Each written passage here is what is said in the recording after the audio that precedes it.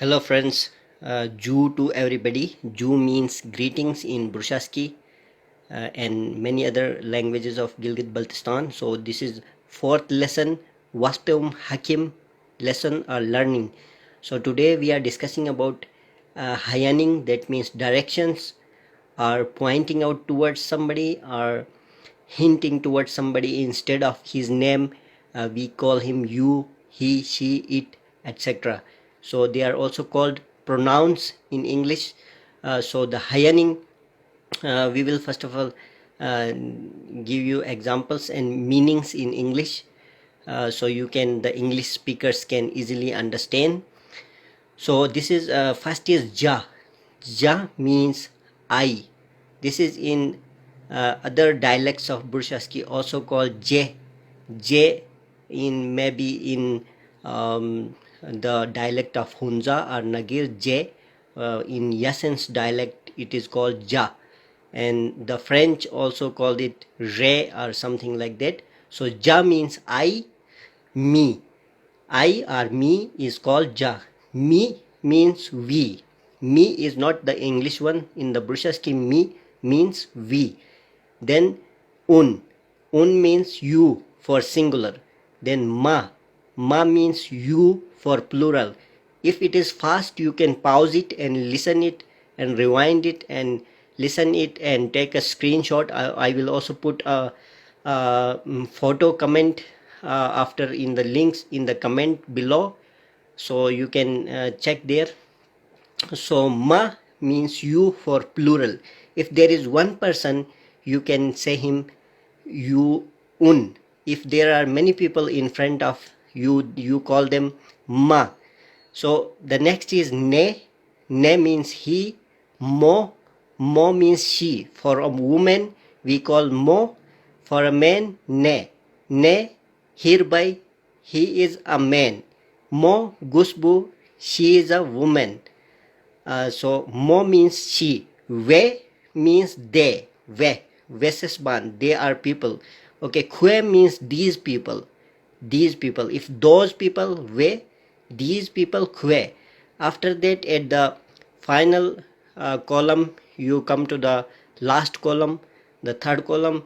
It's about non-livings and animals. The first two columns were about human beings. This is the pronouns we have for animals and non-living beings. So se means that for solids, or for animals means se dan means that stone.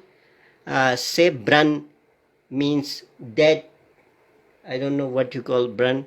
I will call, okay, se bia means that cow. That cow, se bia. For bia, you will not say ne, he or she. For cow, you will not say she. For cow, for animals, you will not use he or she. For animals, you will use in Burushaski it. It, among it, you will use se.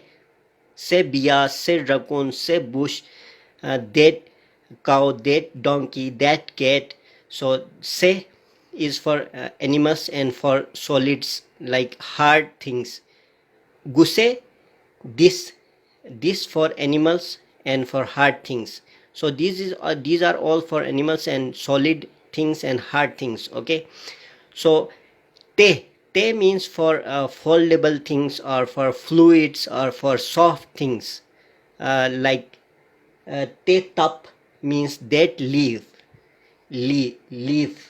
of a tree. For a leaf of a tree you say te tap. Take katogar, that cloth, because the cloth is soft and it is foldable, so you will say te. So before te guse, I explained guse for this solid, for this, say for that, guse for this, te for that, for foldable things like cloth. Gute for this foldable, gute katogar means this cloth, te katogar means that cloth. So this is for fluids, te chai, that tea, gute chai, this tea. So for fluids, for soft things, for foldable things, for thin things, you will use te and gute. For solid things you will use se and guse. So after se, guse, te, gute, we will say plural, about the plural. Those were the singular. For singular things you use se, guse, te, gute for one thing, for singular. So if there are more than one things, they are plural, for you will use se. Se means those solids or those hard things, like that you will say se. Se is the plural of se. Okay, so those things, for example, those stones, you will say danjo. Dan is singular, danjo is plural. Say danjo. For this these stones, you will say guse danjo. It's plural and it's for solid and hard things. After that, k means for soft things, plural for soft things, for near things, for near, for far things, far away things, you will use k.